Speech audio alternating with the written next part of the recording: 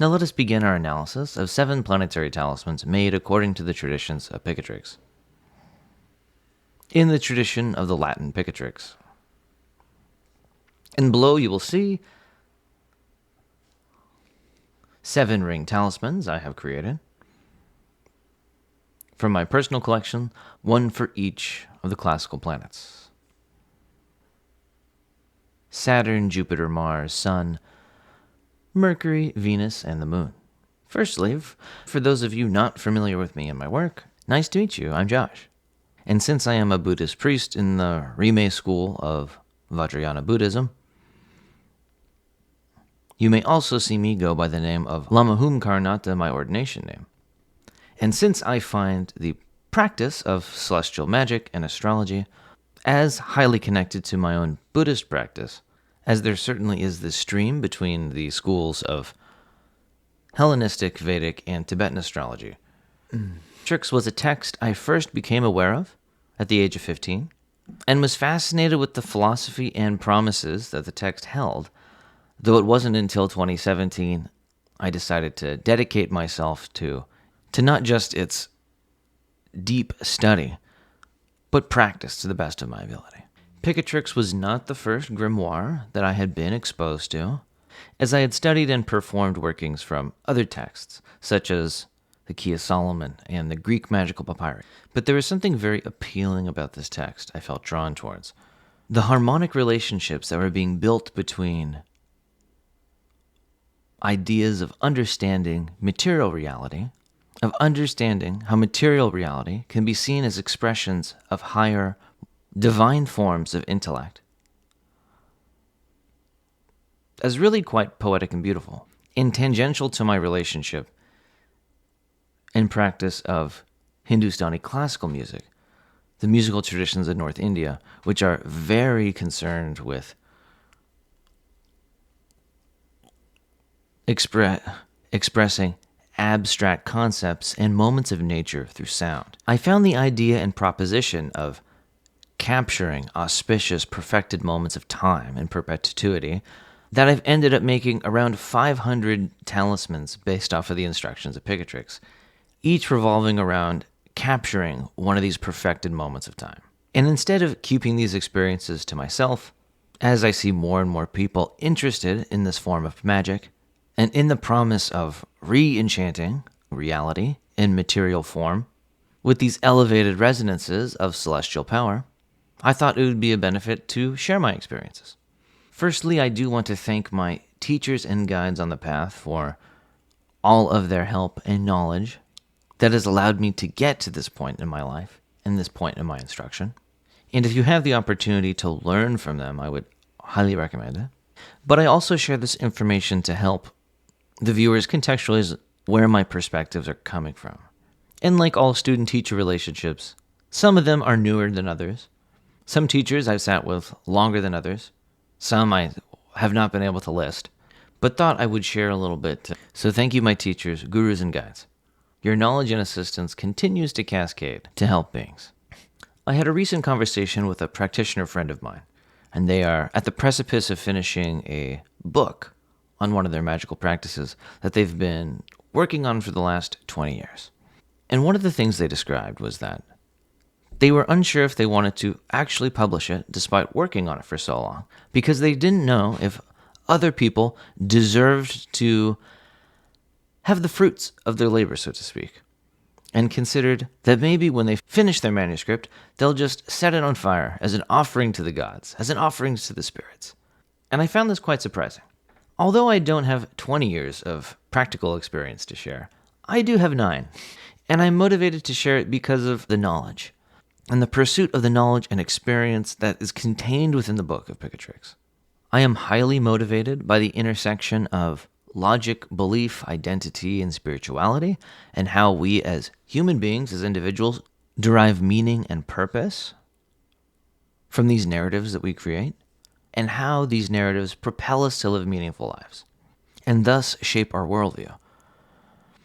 In the world of spiritual and occult sciences, there is a lasting debate between theory and practice. There is a distinct tension between needing to follow the instructions just as they are written versus fully winging it on the other side. At what point is one following in the footsteps of tradition versus innovating and doing something completely new? Is it even possible to be following in the footsteps of tradition if one does not have a traditional teacher to learn from? In light of these motivations, the information that I share on my talisman making process will at the very least provide observational data points of someone who's given a good faith effort to follow the procedures inside Picatrix and let viewers judge for themselves what is fantastical, what is magical, what is mundane, and what may even be incorrectly attributed results from the text. All things considered, I have not seen someone yet describe in the level of detail their experiences both making talismans, detailing their approach and applications to this extent. So by the end of this, you will understand my rationale for why I see that founding my pigeon rescue is an extension of my astrological magic practice, besides the fact that pigeons are quite adorable. Some major questions I don't have answers to, but I'm continuing to reflect on, as it pertains to the application of this magic, is what is the source of truth in astrological magic? They say we will know them by their fruits, but as any horticulturist knows, there's a lot that goes into the production of a successful harvest. What are the components that seem to influence the results of the magic in Picatrix the most? What is the component or fruit we should be most heavily judging? Is it the election and the auspicious timing which carries the most weight of the practice? Is it the result or the fruit itself of the particular piece of magic? Or is it the aggregate of one's life? Are we to judge the merit of the practice based off of the practitioner's aggregate life experience? There is also a question that comes up of how much does the operator, the mage in question or the one performing the ritual, how much of an influence do they have on the result of the practice? Are certain people able to get away with specific electional rules or ritual procedures compared to others? Or is it just a matter that certain rules matter more than others? And a final question involved is that are the practices of astral magic and Picatrix truly engineering fate and changing seen and unseen aspects of natural philosophy through the mechanisms of natural magic? Or are these elaborate systems of planning and rituals more akin to meditation with extra steps? And is there a way to know for sure? Or are these perspectives even mutually exclusive? These are questions I spend a lot of time contemplating and thinking about. These are questions I've been sitting with for quite a while, akin to the way I've had to sit and contemplate the steps of the many pujas and rituals I've done in my Buddhist practice. So even the fact I'm asking these may just be a ritual in and of itself.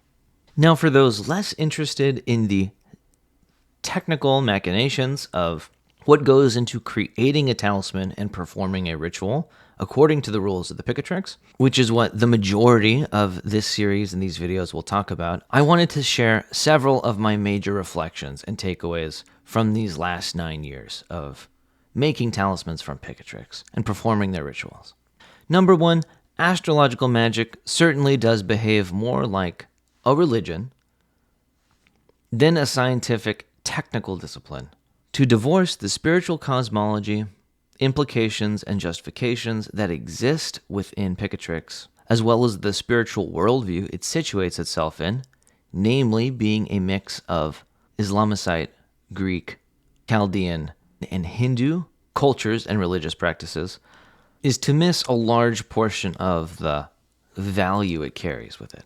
There are many instances where an individual is encouraged to cultivate a relationship with the divine so that one can receive grace from a god or higher divinity. That encourages us to build through our practice of prayers, petitions, and talisman making related to the 7 planets, decans, and lunar mansions that affirms our place in a seemingly overwhelming cosmos, and thus can be a highly valuable tool to articulate belief, meaning, and motivate us to take specific and powerful actions in our lives and even benefit the lives of others.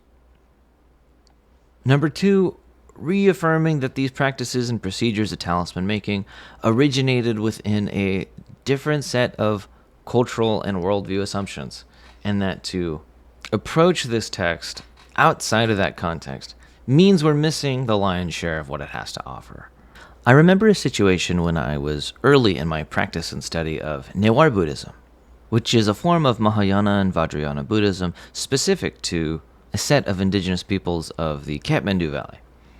And I was taught the story of the Lumbini Yatra, which describes that when Buddha Shakyamuni became enlightened, he returned back to his home in Lumbini. And it was when he arrived in Lumbini, he was greeted by a whole host of deities. Here we see Brahma, Vishnu, planetary gods, gods of the elements like Agni and Vayu, all coming together and celebrating Buddha's enlightenment. And this taught me two things. One, that to be a practitioner of the Buddha Dharma in this way involves an acknowledgement and understanding of a coexistence of a spiritual ecosystem, even a spirit ecosystem, where one begins to adopt a specific role or niche based on their practice and their beliefs. And number two, that this kind of framing and understanding of the spiritual tradition and the cosmology only arose because of the unique situations and relationships Hinduism and Buddhism had and has at the time this teaching arose. Thus, it stands to reason that religious practices and spiritual traditions that interface with one another have their own interlocking narratives and complementary understandings of how they are working together and existing within the same realm, both at a physical, mundane level, as well as at a spiritual level. And I think Picatrix also reflects this, which makes sense as Renaissance thinkers saw it as a bridge between existing worlds of natural magic and natural philosophy. The mechanisms and rationales Picatrix contains seem to be working in tandem with a variety of cosmological structures. This also probably has to do with the fact that the foundational mathematics of astronomy and astrology were shared across the ancient world. So with that at its foundation, no wonder why a cosmology based upon this is quite general and applicable. Thirdly, I suggest more research should be done and more data points collected regarding the impact talismans have in respect to the natal placements of the practitioner. Not just looking at the essential dignity of the planets, but also the functional, malefic, or benefic houses that they rule and areas of life they control, as seen in the natal chart. And looking at this in respect to both a tropical and sidereal zodiac. And finally, I hope this also opens the door in doing more research with integrating practices that are supposedly able to change the fate of the natal chart, which are inclusive but not limited to baptism, mantra, meditation, other forms of magic, atheism, refusing to believe in the premises of the cosmology itself that Picatrix presents. I think if one takes the time to review the following case studies and analyses, you'll be able to engineer a lot of your own perspectives and potentially reverse engineer some of the ones that I've had throughout my journey. I think the nature of Picatrix is adequately summarized both by itself as well as the translators of the recent University of Pennsylvania Press translation. It is by deploying this rationality that the human manifests its predisposition for achieving righteousness, thus aligning himself to the divine principle and creating a feedback loop of awareness between the microcosm and macrocosm. And regarding the study and the pursuit of knowledge from Picatrix itself, this is the greatest gift that God gave to humanity, that they might seek to know and understand. To study, therefore, is to serve God. Note also that knowledge has three properties, of which the first is that it always gains and never diminishes, the second that it fosters virtuous habits, and the third that it does not increase unless the knower wills it and delights in it, and seeks after it with the reason and will. And if you find yourself aligned with these beliefs, and if these perspectives speak to you, then you may find tremendous value in pursuing the practices contained in Picatrix. Now, before we go on to reviewing the elections themselves and the case studies, let me first attempt to define some terms, as well as reveal some of my own caveats and personal biases that remain in my individual praxis. Number one, in terms of my demeanor in understanding of the practice of astrological magic, I am someone who has gone from more of an electional astrology, traditional maximalist, to prioritizing more of a holistic approach. Gone from someone who put tremendous weight in the technical configurations of the elections and materials more than other supporting factors of the practitioner's life, namely their spirituality, levels of devotion, alternative spiritual practices, as well as their state in life and quality in life. From where I'm standing now, these seem to much more tremendously affect the results of the magic and the results of the talismans, all things else being equal. At least this is what's unfolded in my experience. I particularly follow a 12-step process that guides me on whether I'm going to make a talisman or not. This is a map and heuristic that I use for myself and that I have shared with individuals, shared with students, and it's definitely a map and not the territory. There are a number of other electional rules others choose to prioritize over the ones that I do, and that is perfectly fine. Although I'm sure that there isn't one true way to practice astrological magic, I don't think there's one true way to pray or one true religion people need to follow. I do think in terms of performing astrological magic and picatrix to get a particular goal, there certainly seems to be preferred methods for doing this. And the steps that I follow seek to approximate a mean in between rigid dogmatic following of the rules while setting reasonable guardrails for the discerning practitioner. 3, there are more advanced rules in picatrix for determining an election that I particularly don't use. Yet, this is a result of my own capacity. Picatrix provides a lot of more articulate rules around the nature of the degree of the rising sign, how far the moon is from its significator and its lord, the number of houses the moon is away from the main significator of the talisman. Some of these more advanced and particular rules, if I am following them or not following them, it is only due to my lack of capacity to be considering them in the election at this time, though I hope to integrate a wider set of principles from picatrix in the future. 4, I would call myself an effectual thinker and as someone with a growth mindset, which colors the way I approach astrological magic.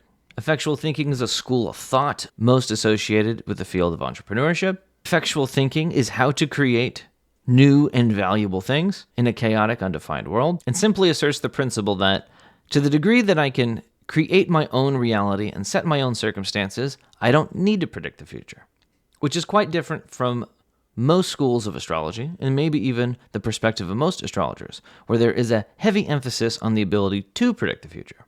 So for me, I'm viewing an election as a tool that shows me the risks I should be planning to compensate for. I see the flaws in an election as an opportunity to identify the risks that I now know I need to plan and account for, rather than walking into the future blindly. It defines my personal risk tolerance for being able to handle the situation the talisman is ideally pushing forward into existence. And then with a organized and weighted list of pros and cons, I can then make the decision on whether to make the talisman or not. And as someone with a growth mindset, I believe that skills and knowledge are not fixed at birth or fixed at any given moment and are able to grow if one puts in enough time and effort. So it is my earnest belief that anyone is able to learn this magic, or at least improve their understanding of it from where they are now. Number 5, what I'm about to share represents truly a good faith effort to follow the spirit and rules that are outlined in the picatrix to the best of my ability as someone who's born into the 21st century in the United States. There are some practitioners and individuals that scoff at the idea of needing an election to do magic, considering themselves weak or unimaginative to follow principles out of a book.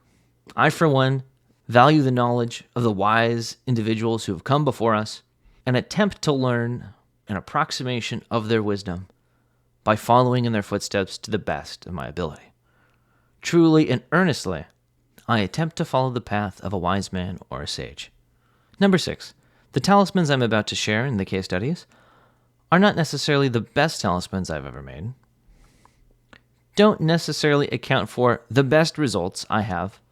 These talismans I'm about to discuss, I think, cover a good mix of middling to extremely beneficial results that I have achieved through this magic. but they do not account for the full spectrum of results of talismans that I've made in my life. I think these provide a good snapshot into the interplay of election, material, and life circumstances which influence a particular result. I have chosen not to discuss certain talismans that I've made that I would also consider bringing more unfortunate or disastrous circumstances. And finally, number 7, I will end up revealing a bit more of my own personal details, especially that of my own natal chart and natal information, than what most practitioners consider appropriate or comfortable doing, at least for those who practice astrological magic. However, I think that the knowledge there is to gain, as well as the principles that I'm about to discuss, can benefit others more if I disclose some of this information.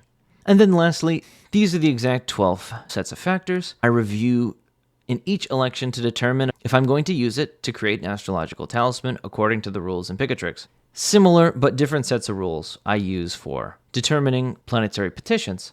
For every criteria on the left-hand side, the election gets an arbitrary +1 point, which contributes to a motivation to make the talisman. For this, we look that the planetary significator is strong and essentially dignified, ideally applying to benefics, that the condition of the moon is equally dignified or unafflicted, and traveling fast, which is above or equal to 13 degrees of average daily motion, that the Lord of the Moon is unafflicted, and favors aspects to the moon, benefics, significators, or the lot of fortune, that the ascendant and its lord is unafflicted and strong, and aspecting either the main talismanic significator, the moon, benefics, or the lot of fortune, that we have a benefic rising on the ascendant, and bonus points if the ascendant lord is dignified in strength, and that the significator is a ruler of a beneficial house. Criteria we're looking to avoid includes the planetary significator being weak or applying to malefic planets or planetary enemies. We want to avoid afflictions to the moon and the moon's lord. Avoid them being ill-dignified or making aspects to malefic planets, and making sure they are not in a cadent house. We want to make sure the ascendant lord is not afflicted, as the strength of the ascendant not only signifies the mage, the talisman, and the working itself, a weak ascendant lord will show the working will not bear fruit. We also want to make sure the ascendant itself is not afflicted with any retrograde or afflicted planets or malefics rising, and many practitioners prefer that malefic planets are not angular, whether it's on the ascendant, in an angular house, or conjunct the descendant. Now again, this is my own personal system of axioms that I use in order to help speed along the process of finding a passable astrological election. A more complete or robust system, I would argue, would prescribe weighted values to this particular criteria, and potentially to their subpoints as well, based off of whether the criteria is indispensable for the creation of an astrological talisman. There are also some fundamental assumptions that are made, namely that it must happen during the planetary day and or planetary hour of the planet in question. And with that, let us begin the talisman case studies.